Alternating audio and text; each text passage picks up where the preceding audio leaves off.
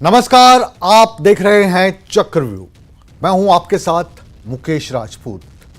आज चक्रव्यूह में हम बात एक ऐसे मुद्दे की करने जा रहे हैं जो धार्मिक आस्था के साथ भी जुड़ा है और रोजगार के साथ भी। आज हम जम्मू कश्मीर में माता वैष्णो देवी के लिए बनने जा रहे रोपवे की बात करेंगे।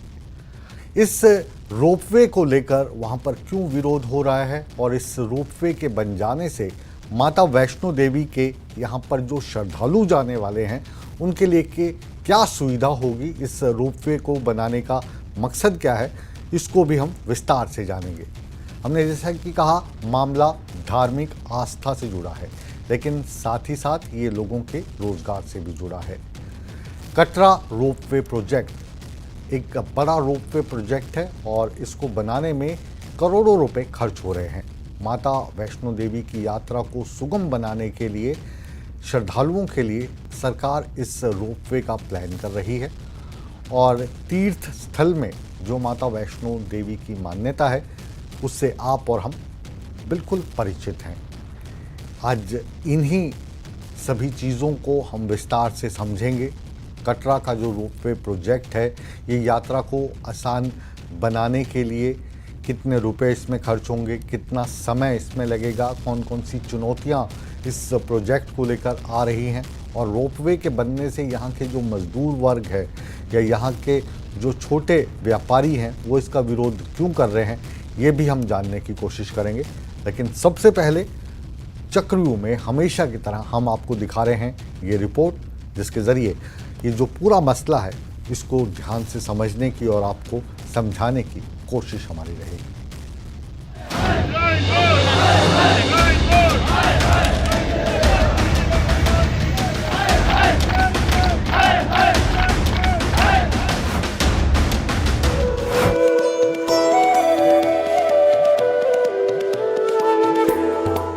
जम्मू कश्मीर के कटरा में माता वैष्णो देवी की यात्रा हिंदू धर्म के सबसे पवित्र तीर्थ स्थलों में से एक मानी जाती है।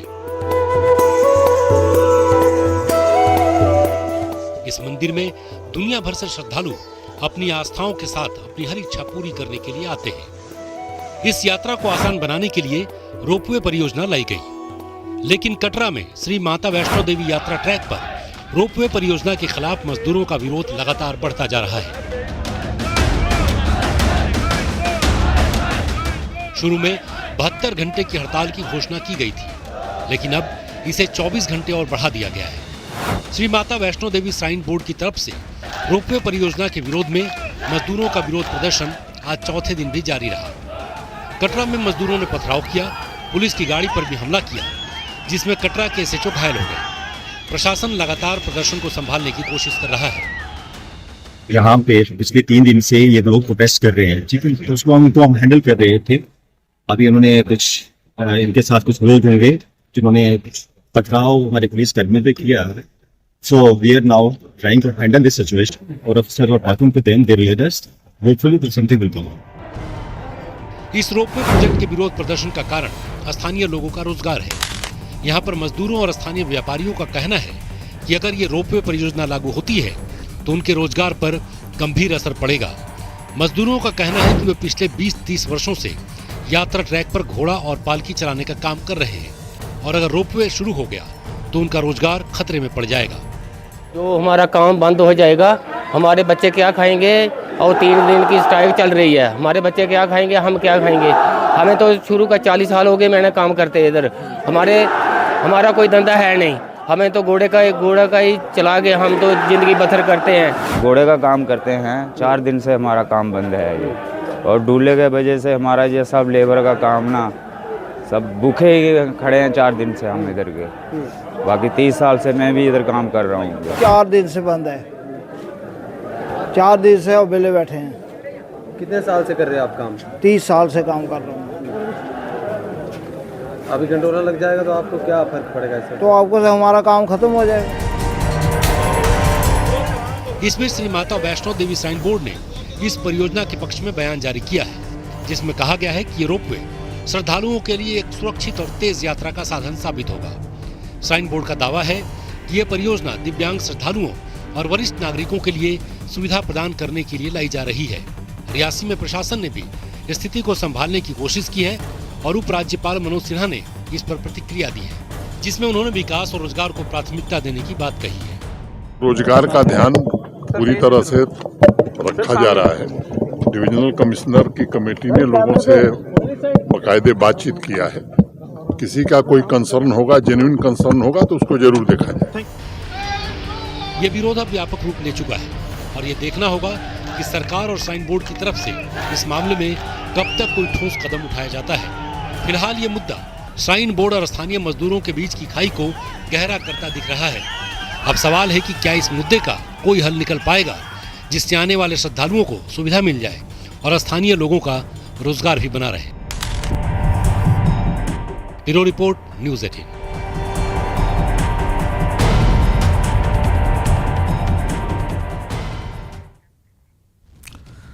तो इस रिपोर्ट के जरिए हमने समझने की और आपको समझाने की कोशिश की कि इस रोपवे का महत्व क्या है और इस रोपवे को लेकर जो विरोध हो रहा है उसके मायने क्या है।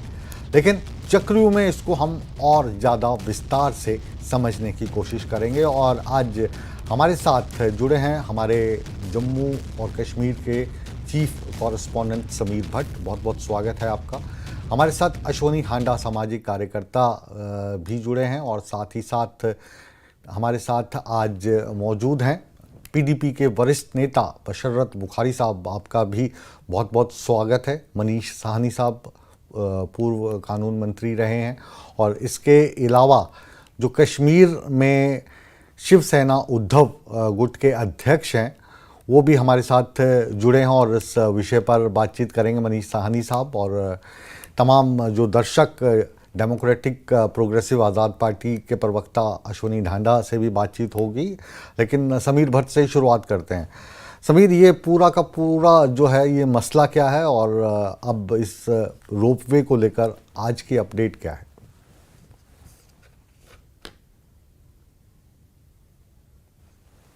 आपका शायद माइक म्यूट है।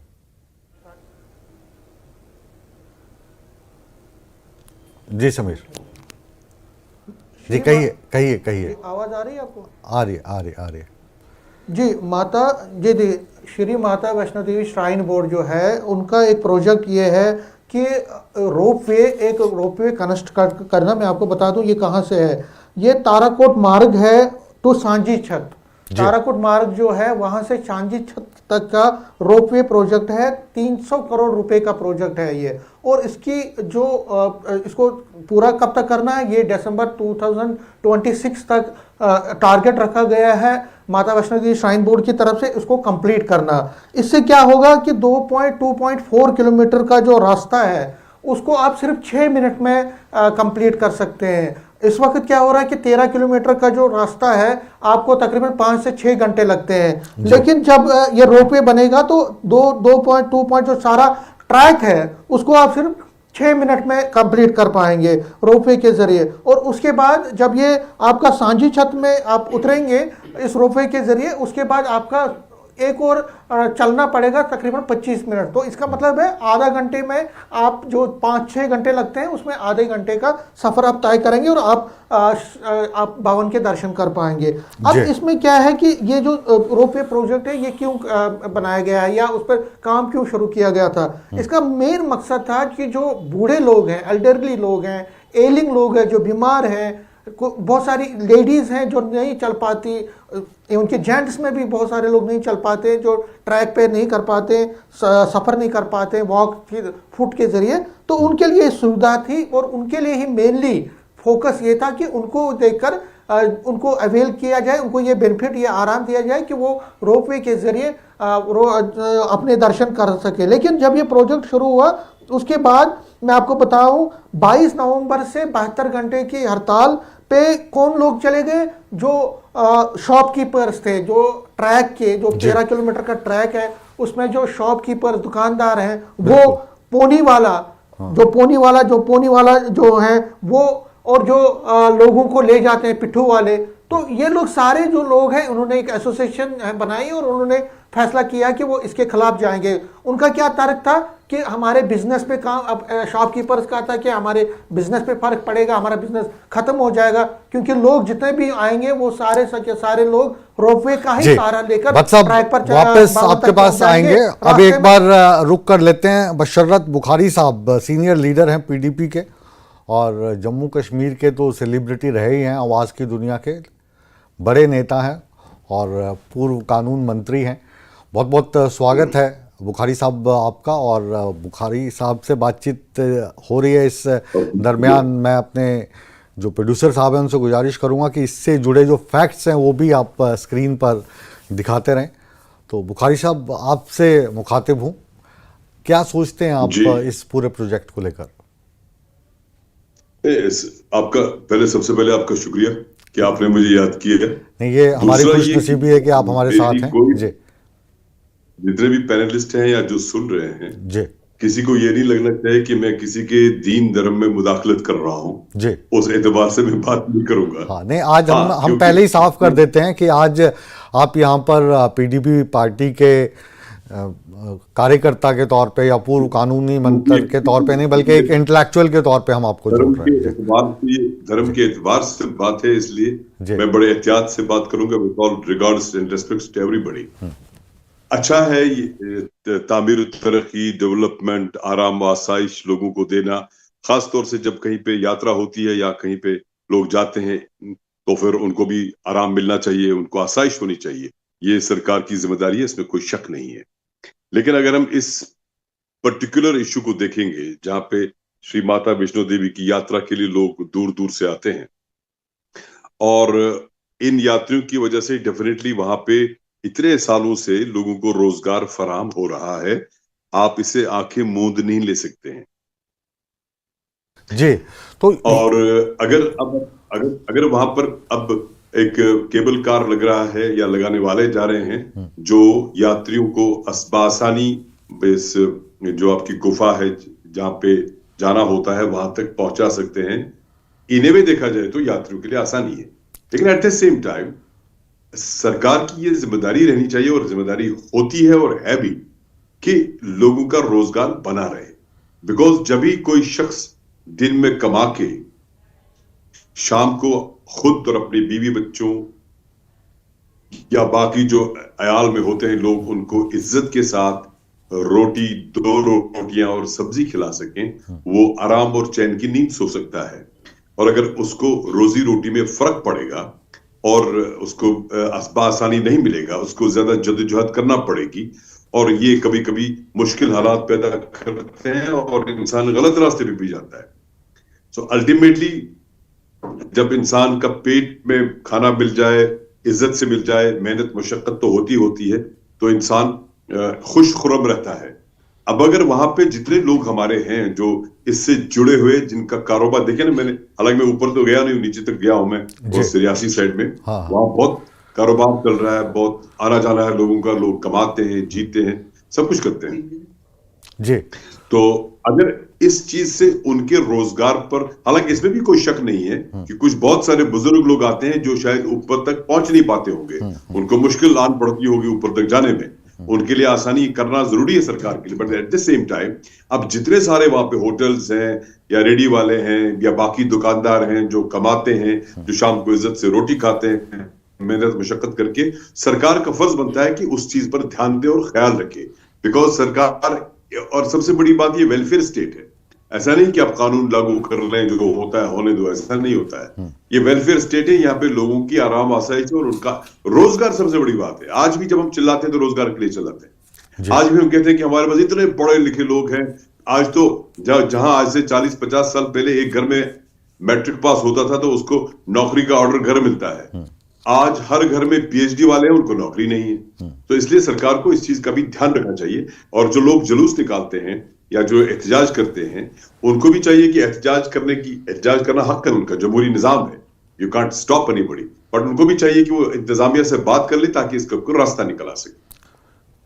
जी, अभी क्योंकि इसको जाहिर है कि हम धार्मिक चश्मे से नहीं देख सकते और जो लोगों के रोज़गार हैं उनके रोज़गार बचे रहें, हमारी कोशिश यही होनी चाहिए। लेकिन समय के साथ साथ चीज़ें बदलती हैं। जैसे पहले मान लीजिए पानी की यात्रा होती थी तो छोटी छोटी किश्तियाँ लेके चलते थे, तो उनकी जगह बड़े बड़े जहाज़ ने ले ली। हवाई जहाज़ नहीं पहले होता था। जब कंप्यूटर हमारे देश में आया था तब बोलते थे कि हम जो है युवा बेरोज़गार हो जाएंगे क्योंकि 10 आदमी का काम कंप्यूटर कर लेंगे। अब यही वाली जो आशंका है ये एआई को लेकर मन में है कि एआई आ गई तो बहुत सारे लोग, आर्टिफिशियल इंटेलिजेंस की मैं बात कर रहा हूँ, बेरोज़गार हो जाएंगे।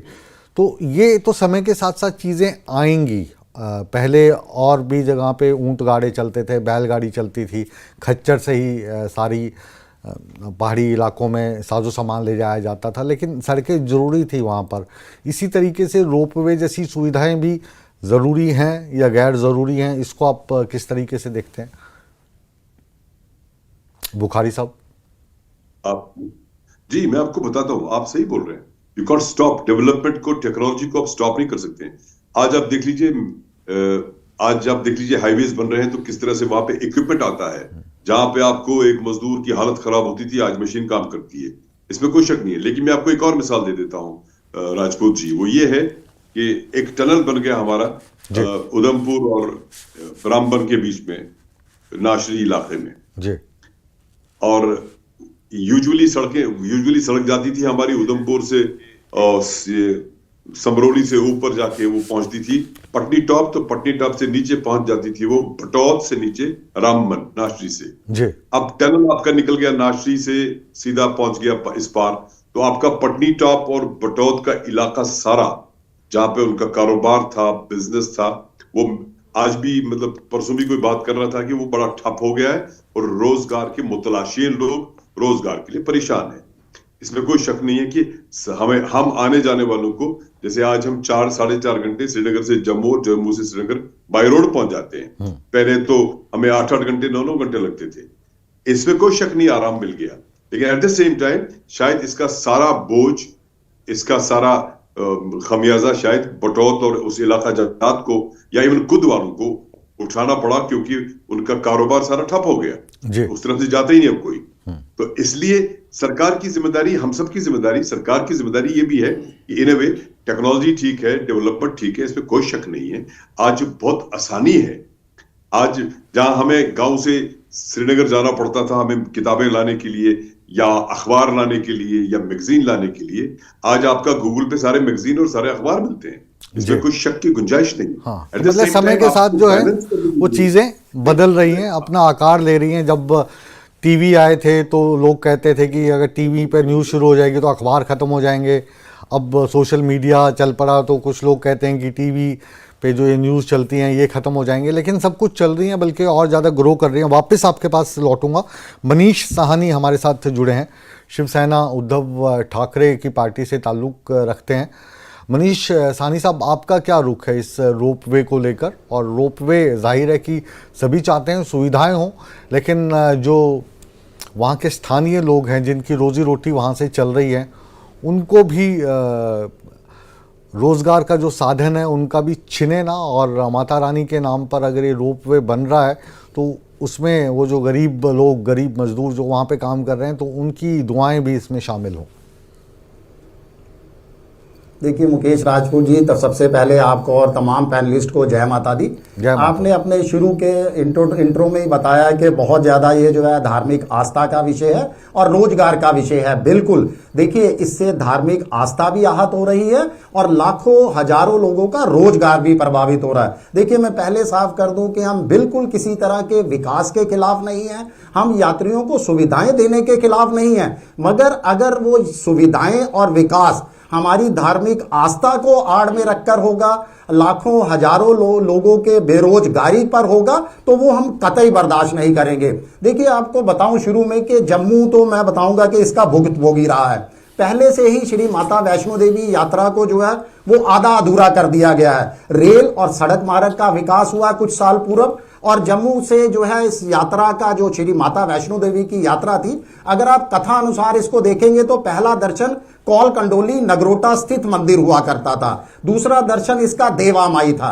रेल और सड़क मार्ग के विकास ने जो है दोनों को काट दिया, यानी यात्रा आधी अधूरी कर दी। अब इस रोपवे परियोजना से क्या होने जा रहा है, देखिए जो 5 और भी चरण पादुका है, पवित्र बाण गंगा है, अर्धकुंवारी है, तमाम इसका फायदा उठाने वाले, इसके इस सुविधा का लेने वाले लोग जो है श्रद्धालु इन माता के इन मंदिरों के आशीर्वाद से भी वंचित रह जाएंगे। और उसके साथ साथ देखिए हजारों लाखों लोगों के आप व्यापार को भी प्रभावित करने जा रहे हैं। जो पिट्ठू घोड़ा वाले अपनी वहां कई दशकों से अपनी सेवाएं दे रहे हैं, उनको आप बेरोजगार करने जा रहे हैं। आपने अगर ये सुविधा देनी है, देखिए इसके लिए भी मेरे पास समाधान है, बिल्कुल आपको जब दूसरा राउंड आएगा मैं इसका समाधान भी जरूर दूंगा। हमारी तो सिर्फ ये मांग है कि इन यात्रा का स्वरूप ना बिगाड़ा जाए, किसी भी धार्मिक यात्रा का स्वरूप नहीं बिगड़ना चाहिए। और खास करके जो रोजी रोटी कमा रहे हैं, देखिए जम्मू की अर्थव्यवस्था आपको बताऊं तो बहुत हद तक श्री माता वैष्णो देवी की यात्रा पर आने वाले श्रद्धालुओं पर टिकी हुई है। हमारे पास कोई डल लेक नहीं है, हमारे पास गुलमर्ग नहीं है, हमारे पास पहलगाम नहीं है, हमारे पास कश्मीर जैसा मौसम नहीं है, मगर जम्मू को अगर देन है तो श्री माता वैष्णो देवी का आशीर्वाद, उसी से हमारी अर्थव्यवस्था को जो है गति मिलती है। अगर आप यात्रियों को यहां रुकने नहीं देंगे, यात्रियों को मंदिरों के भरपूर दर्शन नहीं करने का समय नहीं उनको देंगे, वो सिर्फ आए पिकनिक स्पॉट की तरह और यहां बैठे दर्शन करें और वापस निकल जाएं, इससे जो है धार्मिक भावनाएं आहत होंगी और अर्थव्यवस्था पर भी जो है बहुत बुरा प्रभाव पड़ेगा। यही हमारी मांग है कि इस रोपवे परियोजना पर जो आप 250 करोड़ 300 करोड़ का जो आप खर्च कर रहे हो, अरे मंदिरों के विकास के ऊपर खर्च कीजिए, एक माता वैष्णो देवी यात्रा सर्किट बनाइए। ये जो 250-300 रुपए खर्च करने की योजना है सानी साहब, ये जो 250-300 करोड़ रुपए खर्च कर रही है सरकार, क्या इसको आप मंदिर विकास नहीं मानते हैं? और दूसरा सवाल मेरा ये है, जैसे अगर हिमाचल की बात करें तो नैना देवी भी बहुत अहम स्थान है और ये सिखों के लिए, हिंदुओं के लिए बिलासपुर में ये जगह है, वहाँ पे भी रोपवे बनाया गया है। तो जो रोपवे में जाने वाला जो श्रद्धालु है या उन्हें हम पिलग्रिम टूरिज्म से जोड़ें तो वो अलग है। कुछ लोग इसका रास्ता अपनाते हैं कि वो रोपवे से जाएं और कुछ यात्री ऐसे हैं जो पैदल यात्रा करते हैं और वो आस्था के ऊपर है।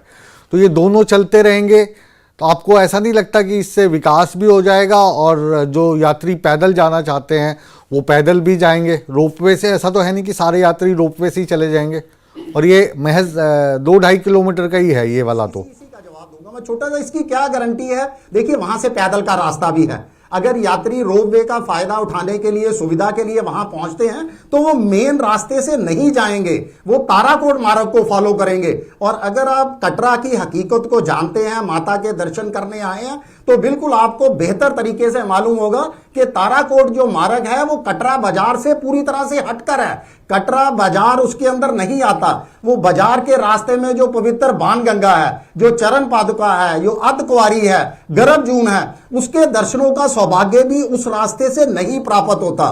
तो जो मुख्य द्वार है, जो मुख्य मार्ग है यात्रा का, और माता वैष्णो देवी की कथाओं में कहा गया है कि जो भगत ये 14 किलोमीटर लंबा रास्ता तय करके आएगा, मां उसको भरपूर आशीर्वाद देगी। तो उस आशीर्वाद को कम से कम मां के भक्तों से मत छीनिए। जी चलिए, सोनू ठाकुर के पास हम जा रहे हैं। ठाकुर साहब, जाहिर है कि माता के आप भी भगत होंगे और ये जो रोपवे लग रहा है इसमें जो आपका विरोध प्रदर्शन है ये हम देख रहे हैं स्क्रीन के ऊपर। तो आप जाहिर है विरोध कर रहे हैं तो रोपवे का ही विरोध कर रहे होंगे, लेकिन आपके जो ये विरोध का तरीका है ये पसंद नहीं आया कि आप पुलिस की गाड़ियों पे पत्थर मार रहे हो, SHO को आपने पत्थर मार मार के घायल कर दिया। तो ये तो हमारी धर्म संस्कृति का हिस्सा नहीं है। इस टाइप के तो जो हिंदू लोग हैं या हिंदू धर्म को मानते हैं, अहिंसा की तो इसमें कोई जगह ही नहीं है। तो आप ये रास्ता क्यों अपना रहे हैं? देखिए, पहला नंबर तो मैं आपको नमस्कार करता हूं कि आपने मुझे इसके काबिल समझा और मैं आपके अपनी बात जो है आप लोगों के आगे रख रहा हूं। जैसा कि आपने कहा कि ये जो प्रदर्शन जिस तरीके का हुआ, लाठीचार्ज हुआ, पत्थर हुआ, इसके हम पूरे विरोध में हैं कि ऐसा नहीं होना चाहिए था। मैं आपको क्लियर बताऊं कि जिस जगह से मैं अभी भी बोल रहा हूं, ये माता रानी के यहाँ चरण लगे हैं। मैं चरण पागता गांव के पास मेरा घर है और बिल्कुल मैं ये जो वैष्णो देवी का एरिया है, इस एरिया की पंचायत है जिसका नाम है पंचायत पुराना दरूर। मैं ट्रैक के ऊपर रहता हूँ और ट्रैक पे ही मेरा घर है। हम यहाँ मैं आपको बताऊं, रोज वैष्णो देवी ट्रैक के अंदर 30 से 35 हजार यात्री आ रहे हैं और 35-30 यात्री नीचे जा रहे हैं। हम पिछले 4 दिन से, आज चौथा दिन था हमारा, हम बिल्कुल शांतिपूर्ण तरीके से, हमारा कल यहाँ जैसे कि यहाँ मुनीष सैनी साहब यहाँ आए हुए हैं, आप ये भी कल हमारे वहां प्रदर्शन में आए थे। ठाकुर साहब, माफी के साथ चाहूंगा, मैं भी माता वैष्णो देवी में उतनी ही आस्था रखता हूँ जितनी आप रखते होंगे, और हो सकता है उससे भी ज़्यादा रखता हूँ। तो इस आस्था को लेकर कोई सवाल नहीं है। अभी जो तस्वीरें हम स्क्रीन पर देख पा रहे हैं, जिस तरीके की वो तस्वीरें आ रही हैं, वो तस्वीरें जो हैं वो अच्छी नहीं है। पत्थर मारते हुए तस्वीरें हमारी आती नहीं हैं।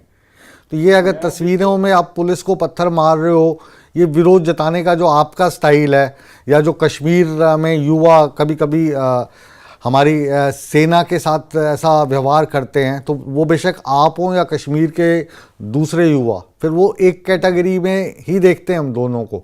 फिर अगर आप अच्छे हैं तो वो भी बहुत अच्छे हैं, फिर हम उनका भी विरोध क्यों करें?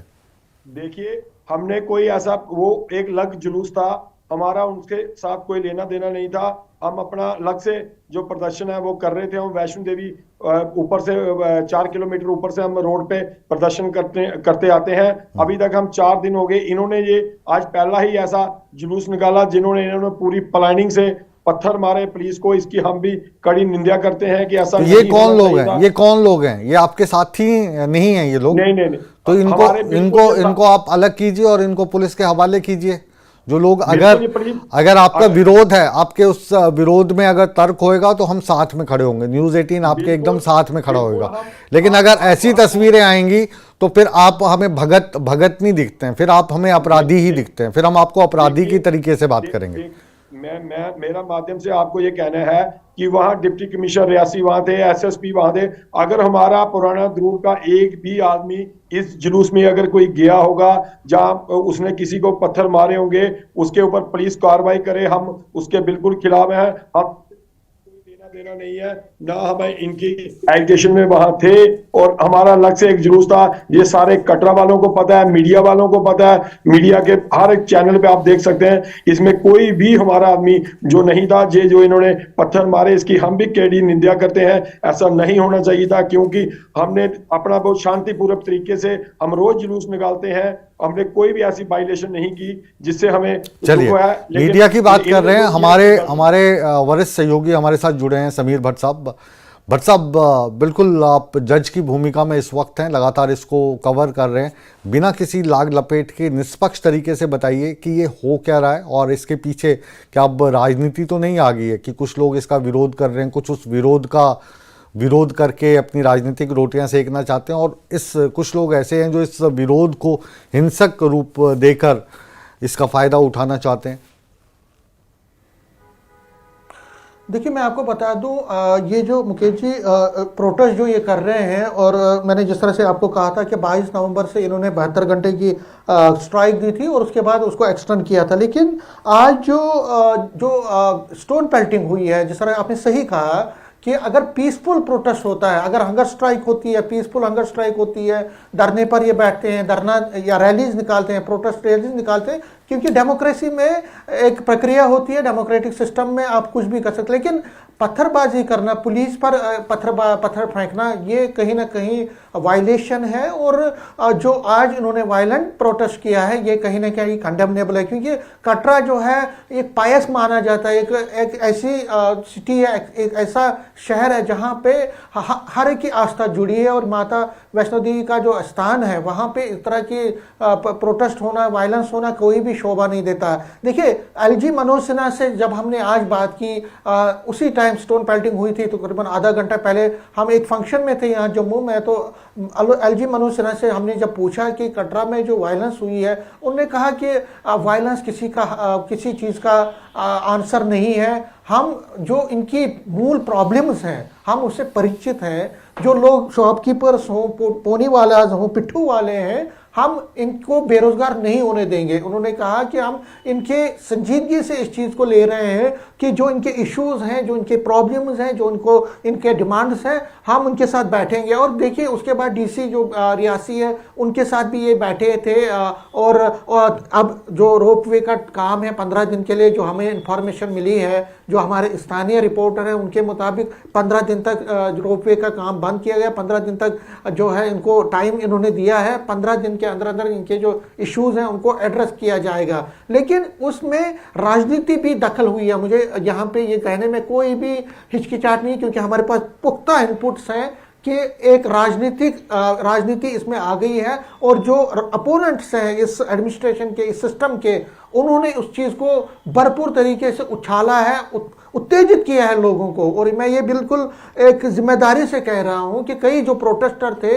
वो किसी पॉलिटिकल पार्टी में नाम नहीं लूँगा, कुछ पॉलिटिकल पार्टी से थे जो कि जो एलजी एडमिनिस्ट्रेशन है या इस सिस्टम से खिलाफ है, तो उन्होंने उत्तेजित किया। मैं उनके पीसफुल प्रोटेस्ट के हम किसी के खिलाफ नहीं है, अगर वो पीसफुली प्रोटेस्ट करते, क्योंकि इसमें जिस तरह हम मानते हैं कि हज़ारों जो गरीब लोग हैं उनकी रोजी रोटी का मसला पड़ा हुआ है, उनको एक जो कंपनसेशन है, क्योंकि कई लोग जो हमें जो रिपोर्ट आई है कि कंपनसेशन की भी मांग वो कह रहे हैं कि जो मजदूर हैं उनको 20 लाख रुपए का कंपनसेशन मिलना चाहिए। इस तरह जो शॉपकीपर्स हैं उनके बारे में सोचना चाहिए। डेवलपमेंट एक प्रोसेस होता है। डेवलपमेंट हर जगह पे जो बेटर करना, आपको आपके जो बेनिफिट्स हैं उसको बेटर करना, आपको जो आसाइश मिलती है, आपको जो फैसिलिटीज मिलती है उनको और सुदृढ़ करना, उनको और इम्प्रूव करना, ये एक प्रक्रिया है, एक प्रोसेस है और ये हर जगह चलता है। वापस आपके पास लौटते हैं, एक बार फिर से रुख करते हैं बशरत बुखारी साहब का। बुखारी साहब, मुझे लगता है कि अब जो ये हमारा पहला दौर रहा, इसमें अब जो पूरा मसला है इसका लबोलब आप समझ गए होंगे। इच्छा हमारी भी यही है कि वहाँ पे रोप वे बने और कुछ ऐसे भगत जो पैदल यात्रा करने में अक्षम हैं, या कुछ ऐसे भगत जो वैष्णो देवी जाना चाहते हैं, समय उनके पास कम है क्योंकि ज़िंदगी आजकल दौड़ती भागती रहती है, उनको इस चीज़ की सुविधा मिले। और दूसरा, जिस तरीके से भगत अभी पैदल वहाँ से यात्रा करते हैं, जिसमें वो पिट्ठू की सहायता लेते हैं, जिसमें वो घोड़े वालों की सहायता लेते हैं, जिसमें वो जो स्थानीय दुकानदार हैं वहाँ पे चाय पानी पीते हैं, प्रसाद लेते हैं, उनका कामकाज भी चलता रहे। तो इस रोपवे के बन जाने से वो कामकाज बंद तो नहीं हो जाएगा। ऐसा एक एग्जांपल मैं नैना देवी मंदिर का हिमाचल प्रदेश का देना चाह रहा था। नैना देवी माता का जो मंदिर है बिलासपुर में है, वहाँ पे रोपवे भी लगा हुआ है और अल्टरनेटिव जो है पैदल का रास्ता भी। और मुझे लगता है कि 80% यात्री तो उसी से जाते हैं, क्योंकि रोपवे में जाने के लिए टिकट भी देनी पड़ती होगी, तो उस टिकट को भी वो बचाना चाहते हैं। तो आपको लगता है कि दोनों चीज़ें साथ साथ भी चल सकती हैं? कहीं रोपवे बन जाने से ये ऐसा तो ख़त्म नहीं हो जाएगा कि कंपलसरी आपको रोपवे से ही जाना है? बहुत सारे यात्री तो ऐसे हैं जो लेट के माता के यहाँ पे पहुँचते हैं। सही है आपका, ये अपनी चॉइस होती है कि कोई अपनी श्रद्धा से तो या अपने मोहब्बत से तो पैदल चलना पसंद करता है, और कई लोग तो फिर उनके पास वक्त कम होता है या उनकी सेहत इजाजत नहीं देती है, तो वो इस तरह से पैदल नहीं जा पाते हैं।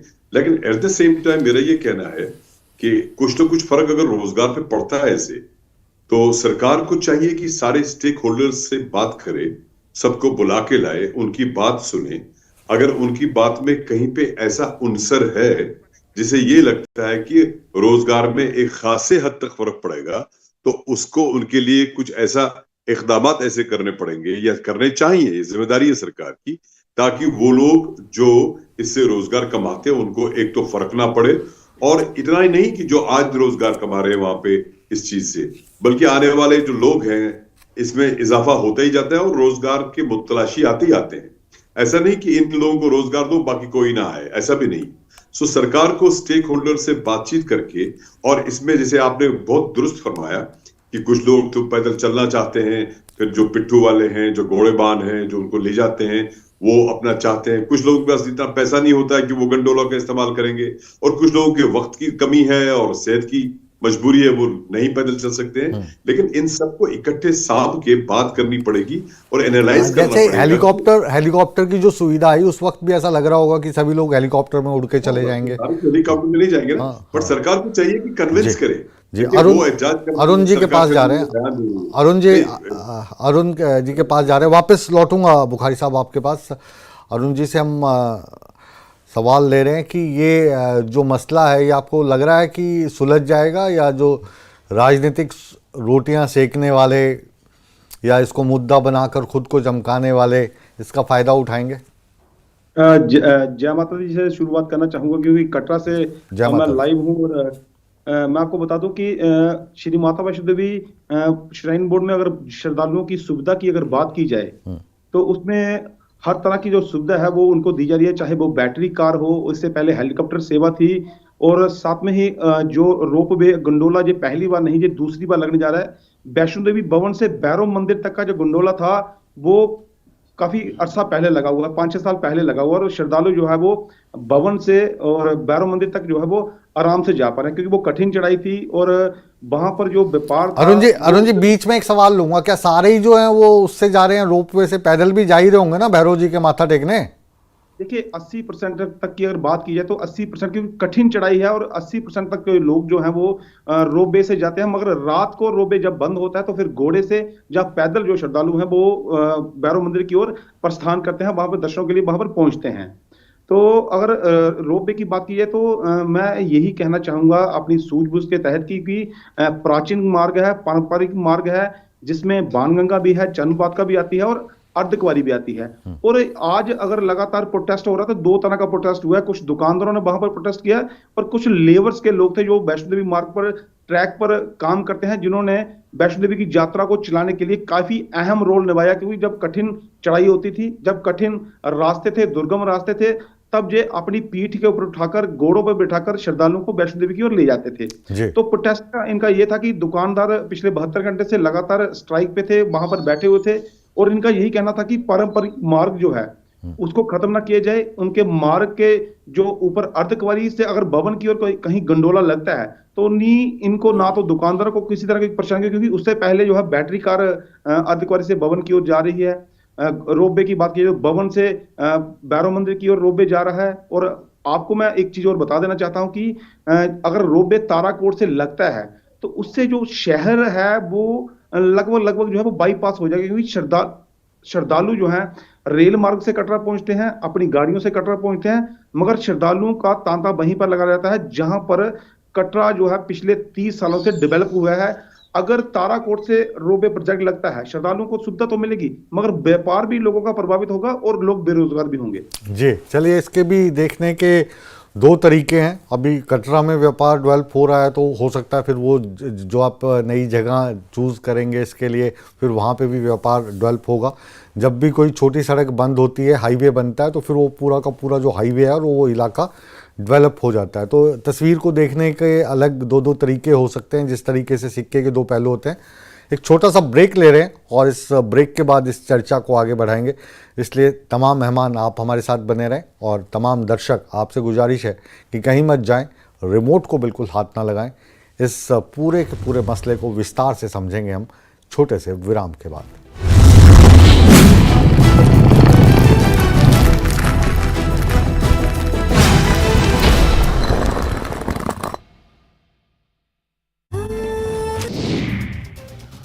हरियाणा सरकार ने खरीदा नया हेलीकॉप्टर। चंडीगढ़ में की गई नए हेलीकॉप्टर की पूजा। सीएम से आए के हेलीकॉप्टर की पूजा। प्रदेश के एविएशन मिनिस्टर विपुल गोयल और मंत्री राजेश नागर भी रहे मौजूद।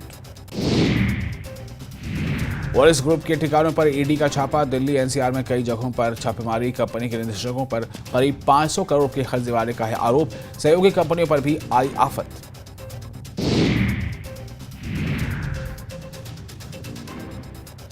हिसार में घने कोहरे ने बढ़ाई लोगों की मुश्किलें। विजिबिलिटी कम, सड़कों पर रेंगते नजर आए वाहन। तापमान में भी काफी गिरावट। हरियाणा में जमीनों के कलेक्टर रेट बढ़े। सरकार ने सभी जिला उपायुक्तों को दिए 15% से लेकर 30% तक बढ़ोतरी के आदेश। 1 दिसंबर से लागू होंगे।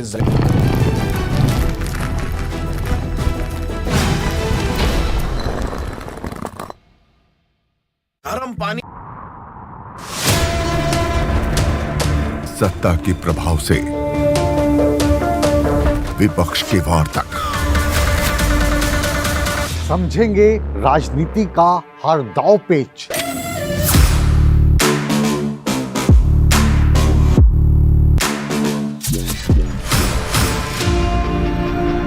सवालों के रास्ते होगा मुद्दों का हर घेरा पार।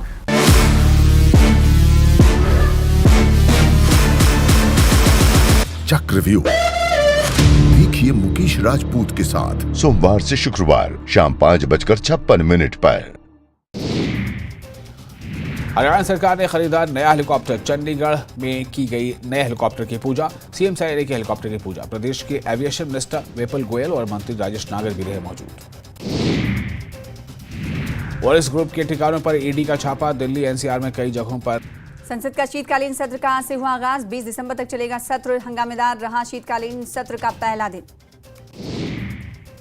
शीतकालीन सत्र की शुरुआत के साथ ही संसद में विपक्ष का हंगामा। लोकसभा की कार्यवाही 27 नवंबर तक के लिए स्थगित। वक्फ एक्ट पर बनी जेपीसी का कार्यकाल बढ़ाने की विपक्ष ने की मांग। शीतकालीन सत्र की शुरुआत से पहले बोले प्रधानमंत्री मोदी, लोकतंत्र का सम्मान नहीं करता विपक्ष। जनता विपक्ष का व्यवहार देख रही है और उसका जवाब भी दे रही है। हरियाणा सरकार ने खरीदा नया हेलीकॉप्टर। चंडीगढ़ में की गई नई हेलीकॉप्टर की पूजा। सीएम सैनी ने हेलीकॉप्टर की पूजा की। प्रदेश के सत्ता के प्रभाव से विपक्ष के वार तक समझेंगे राजनीति का हर दांव पेच।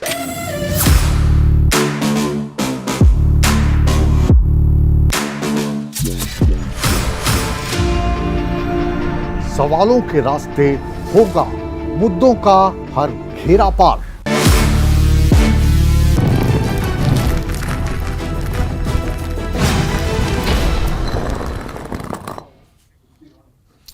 ब्रेक के बाद आप सभी दर्शकों का आपके पसंदीदा चैनल न्यूज़ 18 जम्मू कश्मीर लद्दाख हरियाणा हिमाचल में फिर स्वागत है। आप देख रहे हैं चक्रव्यूह और चक्रव्यूह की चर्चा में आज बात हो रही है माता वैष्णो देवी के रास्ते में बनने वाले कटरा रोपवे को लेकर। माता वैष्णो देवी की कठिन यात्रा है, 14 किलोमीटर की यात्रा है और समय समय पर इस यात्रा को सुगम बनाने के लिए अलग अलग प्रयास होते रहे हैं। पहले हेलीकॉप्टर की बात हुई, फिर जो बैटरी कार है वो चलती हैं, फिर अभी हमारे को बता रहे थे कि वैष्णो देवी से लेकर जो भैरव जी की यात्रा है वो रोपवे के माध्यम से होती है। अब जो रोपवे बन रहा है इसको लेकर विवाद क्यों चल रहा है और इस विवाद को कम करने के लिए या इससे निजात पाने के लिए कौन से कदम हैं जो उठाए जा सकते हैं जिससे रोपवे भी बन जाए और स्थानीय जो लोग हैं उनके रोज़गार पर भी बुरा असर ना पड़े। तो एक बार फिर से रुख करते हैं बशरत बुखारी साहब की। आप जम्मू कश्मीर के पूर्व कानून मंत्री हैं, पीडीपी के वरिष्ठ सदस्य हैं और बहुत जाने माने ब्रॉडकास्टर रह चुके हैं। ये जो दौर है हमारी चर्चा का, डिस्कशन का, इसमें हम अगर कहें कि इसके ज़रिए अगर जो जम्मू कश्मीर की सियासत को जानते हैं हल निकाल सकते हैं, वो लोग देख रहे सुन रहे हों तो उन तक अगर हम अपनी आवाज़ पहुंचाना चाहें तो परेशानी है। जो स्थानीय लोग हैं उनके रोज़गार को लेकर उनको खतरा लग रहा है, इसीलिए शायद वो हाथ में पत्थर उठाकर पुलिस वालों के पीछे भाग रहे होंगे, जिसे हम कतई ठीक नहीं ठहराते। तो क्या हल क्या निकल सकता है बुखारी साहब इसका? नहीं, मैंने आपको पहले भी अर्ज किया कि मैंने कहा कि सरकार पर जिम्मेदारी आयद होती है कि वो जितने भी स्टेक होल्डर्स हैं जिनको खदशा है कि हमारा रोजगार खत्म हो जाएगा, उनसे बात करें और उनकी बात भी सुन लें और एट द सेम टाइम अगर वाकई में उनकी बात में कोई दम है या बात सही है तो उसका कोई ना कोई हल निकालना लाजमी बन जाता है। बिकॉज अल्टीमेटली सारी चीजें बिला लिहाजे मजहब में, कोई हिंदू है, कोई मुसलमान है, कोई सिख है, कोई ईसाई है, कोई बौद्ध है, खाना सब खाते हैं, हवा सब पीते हैं, पानी सबको चाहिए, नींद सबको चाहिए। तो ये चीजें तो कॉमन है। इसलिए अगर इतना सारा डेवलपमेंट करने के बाद और इतनी सारी फैसिलिटीज प्रोवाइड करने के बाद अगर किसी पे पेट पे लात तो नहीं कहूंगा मैं, अगर उसके पेट पे खाना नहीं पहुंच पाएगा, लात बोलना जरा गलत होगा, अगर खाना नहीं पहुंच पाएगा, अगर वो उसको अपने बीवी बच्चों को, अपने खानदान को, अपनी फैमिली को पालने की में दिक्कत हो जाएगी, उसको रोजगार नहीं रहेगा, तो सरकार की जिम्मेदारी बनती है। मैं चाहता हूं, मैं गुजारिश कर लूंगा जिनके जो ये एहतजाज कर रहे हैं उनसे भी और सरकार से भी कि आप मिलिए, बैठिए और देखिए कि किस में क्या कर सकते हैं, उनकी बात कहां तक सही है और उसको आप कैसे हल निकालें। बिकॉज हल तो सरकार को ही निकालना पड़ेगा ना, किसी और को थोड़ी निकालना पड़ेगा सर।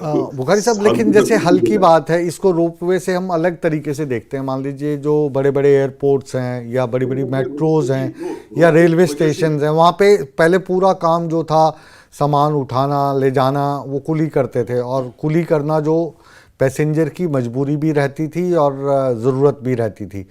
अब जैसे एलिवेटर्स वहाँ पे बन गए हैं, जो सामान है उसको कैरी करने का तरीका बदल गया, बड़े से बड़े बैग को आप खींच के ले जा सकते हैं, उसमें टायर्स लगे हुए हैं। तो जो डिमांड पहले कुली की रहती थी, पोर्टर्स की रहती थी, वो अब नहीं है। तो ये एक आप कहें कि हिस्सा ही है ये तरक्की का। हाँ, उसका असर भी समाज पर है ना। हाँ, उसका असर भी समाज पर है। आप देखिए ना, हर तरफ से हाहाकार है, हमें रोजगार चाहिए। जो सरकारें बन रही या जो सरकार बना रहे हैं, अभी जो जम्मू और कश्मीर में सरकार बनी, उन्होंने भी अपने मंशूर में ये रखा कि हम रोजगार फराहम करेंगे। अब हालांकि अभी देखा जाएगा, उनको अभी 1.25 महीना हो गया कि क्या रोजगार दे सकते हैं। पुराने पे वो इक्तफा करते हैं कि नया रोजगार देते हैं, बट रोजगार तो इंपॉर्टेंट है ना हर जगह पे। और जितना आपने कहा ये सही है, फैसिलिटीज है और ऐसा हुआ है आज तक, लेकिन उसका असर भी पड़ा है ना कि रोजगार की कमी हुई है। और इधर से आबादी बढ़ रही है, हमारे सारे बच्चे पढ़ाई कर रहे हैं, पढ़ रहे हैं, कुछ लोग बाहर जा रहे हैं, कुछ लोग बाहर नहीं जा पा रहे हैं। इसीलिए मैं कहता हूं कि सरकार को चाहिए, सरकार की जिम्मेदारी है कि इन सबसे बात कर ले और देखिए रास्ता क्या बन जाता है। ऐसा नहीं कि ठीक है केबल कार जरूरी है, इसको जल्दी है, बुजुर्ग है, जा नहीं पाएगा, लेकिन कुछ लोग जाएंगे इस तरह से, लेकिन समाधान कौन निकालेगा, हल कौन निकालेगा? आप भी डिस्कशन कर रहे हैं, मैं डिस्कशन में हूं, बाकी हमारे स्टेक होल्डर्स है डिस्कशन में, हमारे समीर साहब डिस्कशन में है। लेकिन एक लाइन में क्योंकि आपसे एक्सपेक्ट कर सकता हूं, आप बहुत सीनियर ब्रॉडकास्टर हैं, मतलब रोजगार, जाहिर है कि जब भी तरक्की होगी तो जो रोजगार के साधन हैं वो कम होंगे, ये मानना कहाँ तक सही है? और फिर जाहिर है कि फिर बसेस भी नहीं चलनी चाहिए थी, ट्रेन्स भी नहीं चलनी चाहिए थी। ये सब्जेक्टिव है। हाँ, ये सब्जेक्टिव है। कहीं पे आपको डेवलपमेंट से रोजगार बढ़ जाता है। जैसे किसी इलाके में आप सड़क बनाते हैं तो वहां पे जमीन की कीमत 2 लाख से 25 लाख हो जाती है, वहां पे दुकानें बन जाती हैं, वो फैसिलिटीज, ऐसा भी है। पर कई ऐसी जगह है कि जहां पे आप पुराने रोजगार में कमी वाक़ा हो जाती है, इसमें कोई शक नहीं है। सो ये सब्जेक्टिव है, कहां पे ये चीज है, कहां पे वो चीज है। यहाँ पे इसलिए ये इस तरीके से भी देख सकते हैं ना, जब फैसिलिटीज जब वहां पे ज्यादा होंगी, मान लीजिए आज जो है अधिकतर लोग वहां पे इसलिए नहीं जा रहे कि समय ज्यादा लगता है, चढ़ना पड़ता है, चढ़ नहीं सकते, तो होटल्स भी वहां पे बनेंगे, रेस्टोरेंट्स भी बनेंगे, शॉप्स भी बनेंगी। सब्जेक्टिव है। हाँ, सब्जेक्टिव है। कहीं पे ये बात हमारे पास क्यों डिस्कस कर रहे हैं? क्योंकि वहां पे लोगों ने एहतिजाज कर लिया, इसका मतलब देयर इज सम प्रॉब्लम। तो सरकार की जिम्मेदारी है उस प्रॉब्लम को देख लो। अगर वहां पे प्रॉब्लम नहीं होता तो हम डिस्कस भी नहीं करते। जी, वापस आपके पास लौटूंगा, सोनू ठाकुर के पास हम चल रहे हैं। ठाकुर साहब, जो विरोध है, इस विरोध को शांतिपूर्ण करने का पूरा अधिकार है। आप भूख हड़ताल कीजिए, आप प्रोटेस्ट निकालिए, लेकिन जो पत्थर मारने वाले सीन हैं ये तो किसी भी सरकार के आगे एक चुनौती है, और इसको तो कोई भी सरकार बर्दाश्त नहीं करेगी। देखिए, आपने मुझे पहले भी ये कहा कि आप पत्थर, वो तो मैंने आपको क्लियर कर दिया। आपकी मैं नहीं, ये आपको मैं इसलिए कह रहा हूँ ठाकुर साहब, क्योंकि आप इस वक्त हमारी जो स्क्रीन पर बैठे हैं ना, वो जो प्रदर्शनकारी हैं, जो विरोध कर रहे हैं, उनके नेता के तौर पे बैठे हैं।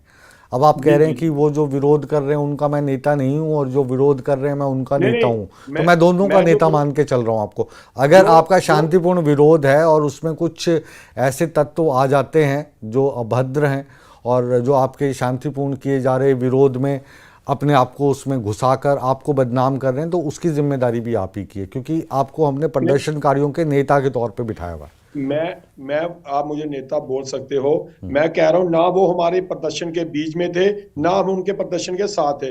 जब उनका वहां पत्थरबाजी उन्होंने की, उस टाइम हमारा जो जुलूस था, उस टाइम वो एसडीएम ऑफिस कटरा के अंदर था, हम उनसे 1 किलोमीटर पीछे थे। रही बात, वो तो सब लोगों को पता है।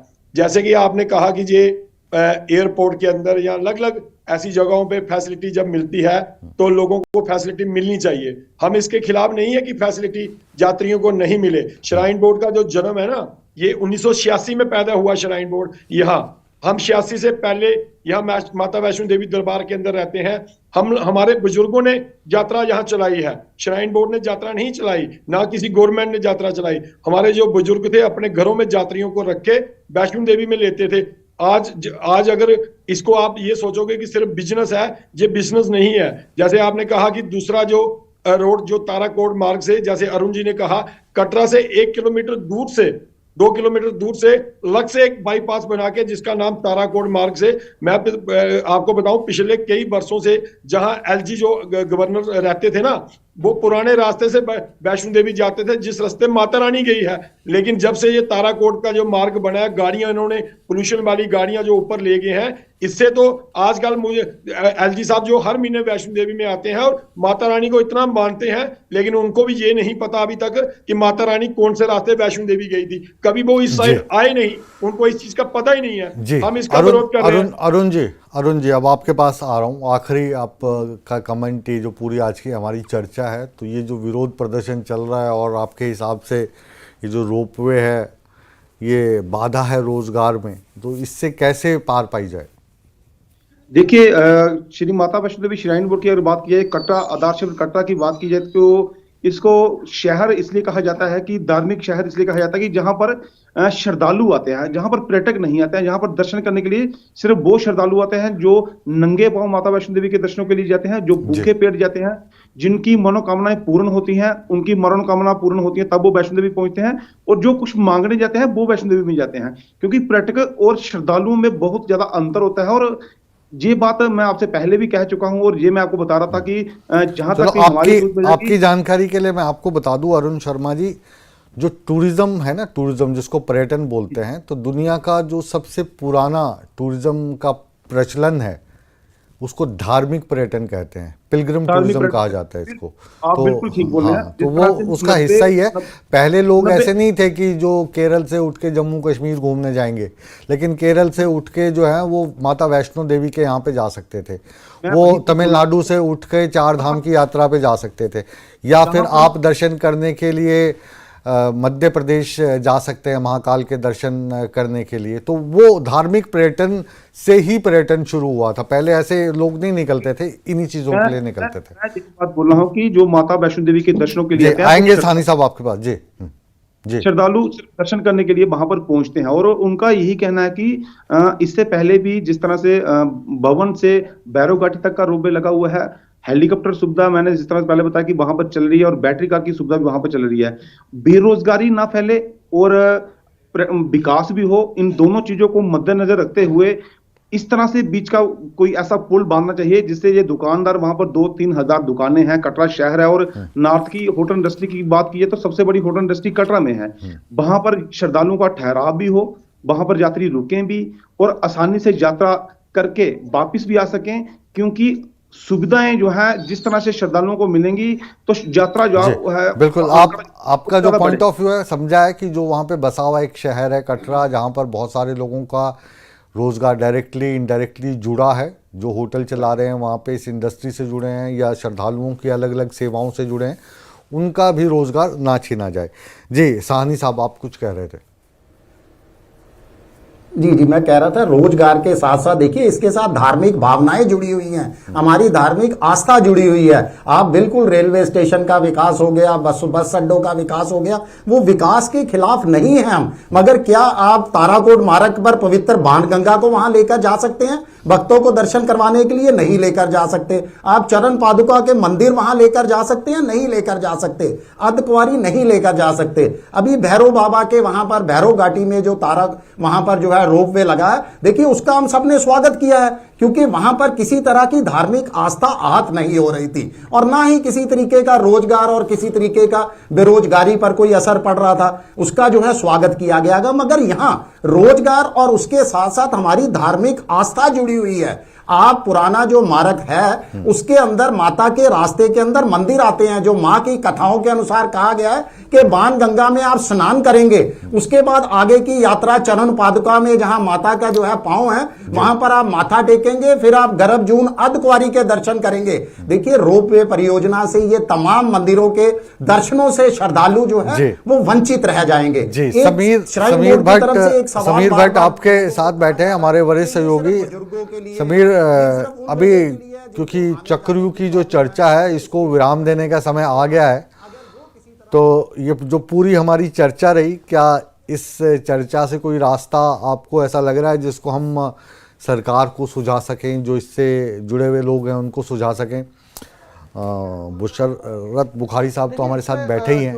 जी चर्चा से जी चर्चा में जो हमें निकल के आया है कि देखिए जो प्रोजेक्ट्स हैं, चाहे रोपवे प्रोजेक्ट्स हैं या मैंने जिस तरह से कहा फैसिलिटीज़ को बेटर करने की जो एक कोशिश होती है सरकार की, श्राइन बोर्ड्स की, वो चलनी चाहिए, उसमें नहीं। लेकिन उसके साथ साथ जो लोग इफेक्टेड हो रहे हैं उनके लिए रोजगार का साधन क्या रहेगा, अल्टरनेटिव क्या रहेगा, किस तरह से उनको अकोमोडेट किया जाएगा, उस पर भी सरकार को देखना पड़ेगा। और इसीलिए मैं बार बार कह रहा हूं, मैं आज फिर दोबारा अभी कह रहा हूं कि एलजी मनोज सिन्हा ने भी आज कहा, उन्होंने मीडिया से बात की, उन्होंने कहा कि हम बातचीत के जरिए इस मसले को हल करेंगे।